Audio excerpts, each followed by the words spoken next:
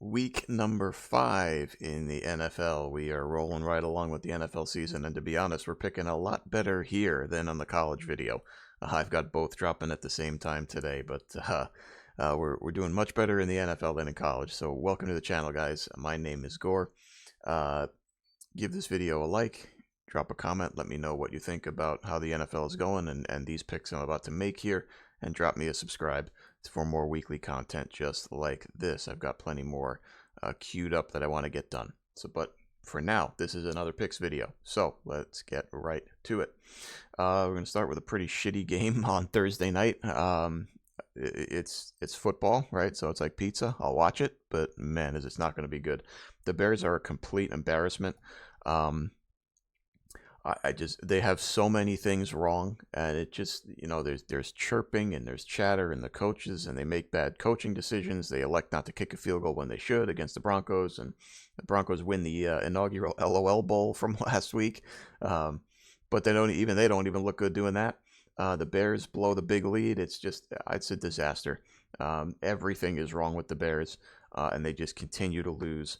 And man, for a historic franchise, it's just a shame. It shouldn't happen like this for the Chicago Bears to be 0-4. And I don't think it's going to stop here. Washington competitive in the law. I was surprised with Washington on Sunday. Riverboat Ron, where was he on Sunday? I felt like they should have gone for 2. They were on the road there at the end of the game instead of playing for overtime. I thought bad decision. Riverboat Ron, you got that nickname for a reason. You're the underdogs. You're on the road. Go for 2. Try and snatch a win away from the Eagles. You had a perfect opportunity to do that. And then he compounds the situation and makes it worse by saying, well, my guys were tired. I didn't run it. What do you mean the guys are tired? So are the Eagles defenders who had to be on the field for that whole drive. Go for 2 there, Ron. What are you doing? That being said, I think Washington, like I say, the offense is coming along. It's been a bit inconsistent, but that's what happens when you get a first-year starter like Sam Howell. Defensively, I gave up some points, but it's Philadelphia. You're gonna give up points to the Eagles, right? I like Washington to get the win here fairly handily. I mean, I guess professional pride. Maybe the Bears make it a competitive game, but I just don't. I just don't see them winning. I'm sorry, I don't. Give me Washington on Thursday night in maybe a bit of a stinker of a game, but we'll see. This next game is another one in London. We started those London games last week. The Jaguars stay there, and this time a red-hot Buffalo Bills team goes out there. I am not really worried about the travel portion of this cooling off the Bills.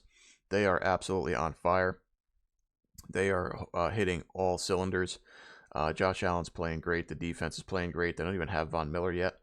I just love where the Bills are at. I think week 1 was a complete aberration, and I think the Bills are setting themselves up to be the top of the AFC again as we move throughout the season here. So give me the Bills traveling out to London to take care of the London Jaguars, basically. Inconsistent, right? They show up and play well against the Falcons there last week, and but you don't know what you're gonna. I don't know. I don't know what I'm gonna get, and I just don't think they can match up with Buffalo here. So give me the Bills. Moving on, I mean, I did not think I'd be doing this at this point in the season. You know what? Just give me the Houston Texans, man. They're just playing well. Like C.J. Stroud playing outstanding football. The defense is improving, right? Obviously, under D'Amico Ryans, he knows what he's doing. And the Falcons are just, again, I say it, they're just too one-dimensional for me. I'm sorry. And I think with this improving, emerging, young Houston Texan team, man, I just like what I see. And I think they're going to keep it rolling here, get on that 3-game winning streak and get to 3-2. And at that point, you start looking around at the division. The division doesn't look hot. I mean, where does this Texan team wind up going if they get some confidence and get on a roll? I don't think anything's out of the question, really, in a division where nobody really stands out to me. Give me the Houston Texans. Let's go. C.J. Stroud, Tank Dell. Let's go. I'll take Houston to get the win there. Next game up, again, speaking of disappointing teams, like, oh my goodness, I did not expect the Carolina Panthers to be 0-4. I didn't. Rookie quarterback or not, he had a lot of hype coming in, Bryce Young, and I keep saying this, I liked the team around the Panthers, but boy, they have not played well enough defensively.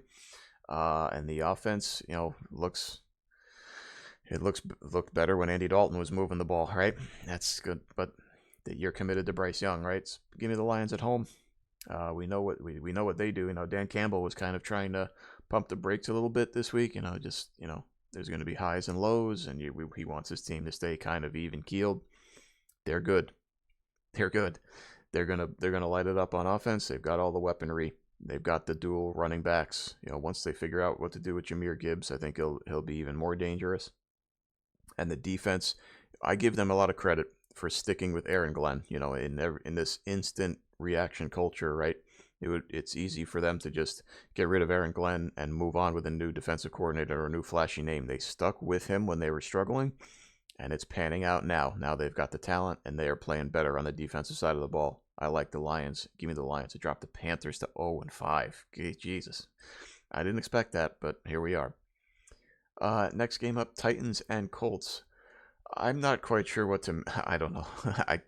This is going to be a tough one for me to pick because I think the Titans looking impressive last week had more to do with the Bengal ineptitude than it does any kind of improvement for Tennessee, especially on offense.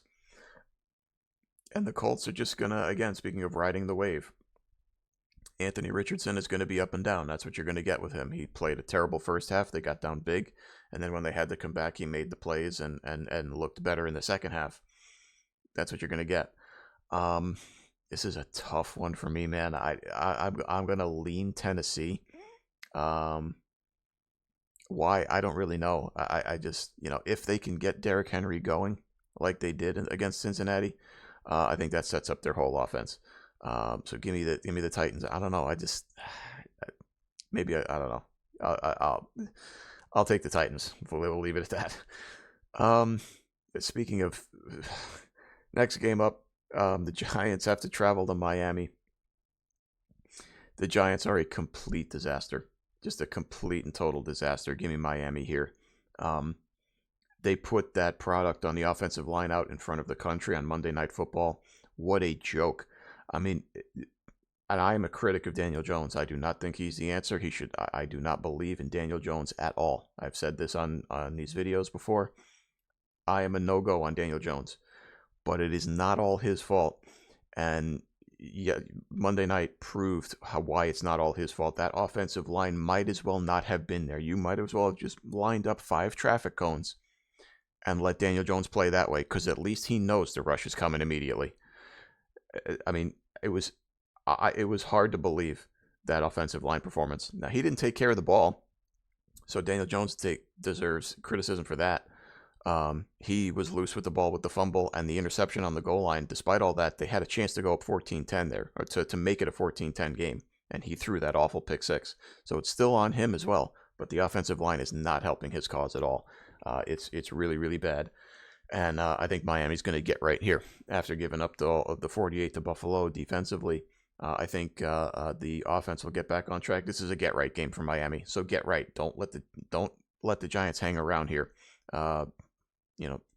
Put your boot on their necks a little bit and take care of business. Do what you have to do in this game. Moving on here. Speaking of again, more disappointing teams here. Both of these teams, I mean, the Patriots are just getting smacked around. I still blame the offense. The offense is completely ineffective, and it's hurting their defense, which is very good. But you can't, at the end of the day, Mac Jones needs to make plays, and he needs to quarterback this offense and put them in the end zone. I don't believe he has the ability to do that. Like I say, Mac Jones, he's kind of a scumbag, and he's a poor quarterback. So the offense is just kind of just unimpressive. I don't like what I see. They're at home. They're going to play tight defense, and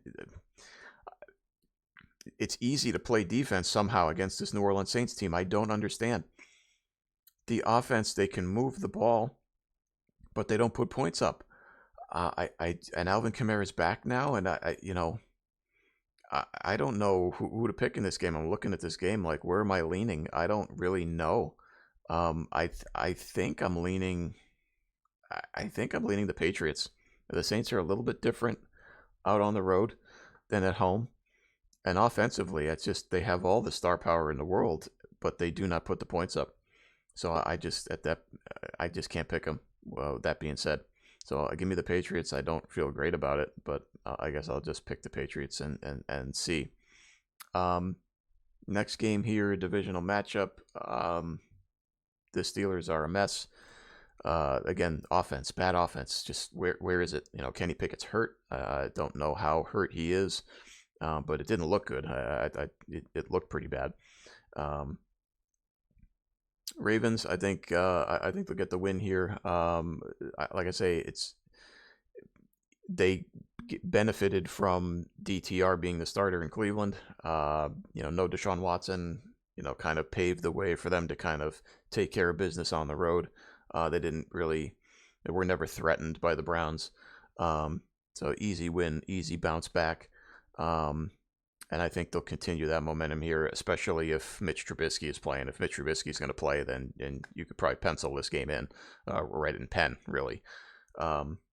Give me the Ravens. Give me this offense. Give me Lamar kind of doing his thing with the receivers. And obviously they're going to play solid defense. Not hard to do against this bad offense. So moving on, this game I think is actually pretty interesting. The Eagles going out to LA to play the Rams. Cooper Kupp maybe for the Rams. If he comes back and adds that element into the Rams offense, I mean, I said it on stream the other day. I could easily see this Rams team sneaking into the playoffs after being labeled one of the worst teams in the sport going into this year. I mean, the way they're playing, they're just playing well, and I give Sean McVay a lot of credit, and Matthew Stafford, who's one tough SOB. Okay, he got his ass kicked in the game against the Colts and led him on that drive in overtime. The Eagles are the Eagles, though, but their injuries on defense are starting to show up. I know Washington typically gives them some trouble, but the injuries are there. They're real. They exist, right? And the Eagles are starting to give up some points. So I think this game might be sneaky close. I guess I'll pick the Eagles. I can't realistically pick the Rams here, right? But I do think it's going to be a sneaky close game. I think because the Rams have just been giving everybody trouble. So I don't think that trend will stop here, especially with, like I say, the way the Eagles you can move the ball on an injured Eagles defense, right? So I think the Rams will be able to do that. I think the Eagles will sneak one here. Now here's my Bengal rant. Look, you have an obligation to protect a franchise player. You cannot let Joe Burrow take the hits he's been taking, right? That was embarrassing, watching him get thrown around like a rag doll by the Tennessee Titans. What are you doing? Fix the offensive line. Do something. Something's got to change. You've got to block better for Joe Burrow, or you're not going to keep him healthy. That's number one. Number two, if he's hurt, if that calf is still a problem and it's a nagging issue that's going to be a problem down the stretch, then you need to sit him for a week to get him healthy.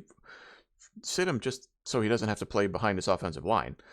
But if he needs a week to get healthy and so that he can be 100% down the stretch, then do what you have to do and sit him. And I think this might be, again, the Bengals have given no indication that they're doing that. It's just my opinion. Sit him, get him healthy, then make the push down the stretch. This is a competitive Cardinals team. I'm kind of tempted here because the way they're playing, the way the Bengals are playing on offense is not great. It's not good at all. And I know the offensive line, there may be a trickle-down effect where they can't push the ball down the field because the offensive line is not blocking up enough. But if Burrow's hurt, I mean, you just throw these things in. I guess I'll pick the Bengals. I'm a 49er fan, so I'm not going to pick the Cardinals, whatever. But I don't know. I think this could be a competitive game, and I would not be surprised if the Cardinals walked out of here with a win. I would not, to be honest with you. This next game, Zach Wilson and the Jets, and Russell Wilson and the Broncos. I mean, the Broncos win, but totally unimpressive, right? They've still got work to do. They dug themselves a huge hole and had to come back late in the game and take advantage of bad Bear coaching at the end. But but they get the win. They're 1-3. I mean, I don't like Zach Wilson. He's so frustrating. The talent is there. You could see he has the ability to make these throws, but he does not do it anywhere near consistently. And then he does the simple things that he doesn't do that puts the team in jeopardy. He fumbles the ball. He just simply doesn't catch the snap, and then they don't get the ball back and they lose. I like the Jets here to win. I think it will be a close game because, again, Zach Wilson, there's no consistency. It's just not going to happen. You think it could, you think it should, but it just won't. It's because it just hasn't. But I think the Jets will do enough on defense to be able to hold the Broncos down enough and get the win on the road. We'll keep going here. Got one more game on Sunday before the night games. Easy one for me. Minnesota, even in a win, they turned the ball over a few more times. They just capitalize on Carolina's ineffectiveness. Give me the Chiefs. The Chiefs do look different this year. They're not the explosive down the field team. They have to kind of find the short intermediate stuff while they're trying to figure out who their receivers are going to be, and who the primary playmaker is going to be out there outside of Travis Kelce. But Isaiah Pacheco, don't forget about the Chiefs' running game, right? If it's a question mark at wide receiver, just hand the ball off to Isaiah Pacheco, who is drawing the Marshawn Lynch comparisons. I think it's kind of fair the way he runs. When in doubt, hand him the ball. He'll do good things for you. And I think the Chiefs can maybe rely on the running game a bit in this one as well, and go on the road and beat the Vikings. I don't think this is going to be very competitive. Like I say, if the Vikings are going to turn the ball over to the Chiefs, then forget it. I mean, you could just forget this game. I mean, it's just not going to happen the way the Minnesota Vikings are turning the ball over. And that will bring us to the game of the week and probably game of the year so far. As a 49er fan, obviously, I have strong feelings on this one.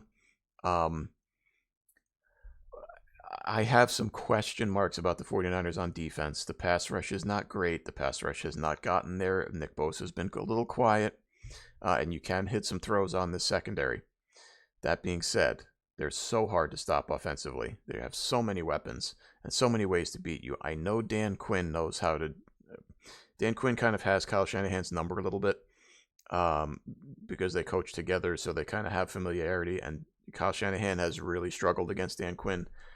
But I just think that the Cowboys, the little holes that the Cowboys have, the kicking field goals in the red zone, the injury to Trayvon Diggs, I just think those little things might be the difference in this game, and I'll take the 49ers to win and go to 5-0 and drop the Cowboys to 3-2. And honestly, as a fan, like, am I honestly picking the Cowboys? Am I picking them to lose this game? Of course not. I want them to win, so I'm picking them.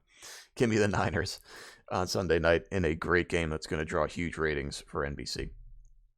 Last one up, Green Bay at the Raiders. I don't know. I'll pick the Packers here. I don't know. Jimmy G, I assume, will be healthy. But I just don't know. I don't like what I see out of the Raiders. They got behind against the Chargers and had to try to make this comeback late with Brandon Staley, once again doing his thing, going for stupid fourth downs and all that. I don't know. I have a hard time picking the Raiders. I just don't. Josh Jacobs is a bit invisible. They need to make him more of a focal point of the offense. Green Bay. Jordan Love has come down to earth a little bit. But I still like the pieces around him, and I still like the defense. And I think going out there to Las Vegas, they can do enough to get the win. So I don't know. I don't feel strongly about it either way, but I'll lean the Packers, and that will be this week's NFL picks. Thank you guys very much for watching this video. Give it a like. Drop me a comment. Let me know what you think about any of these, and if you go the other way on any of these or whatever you're thinking.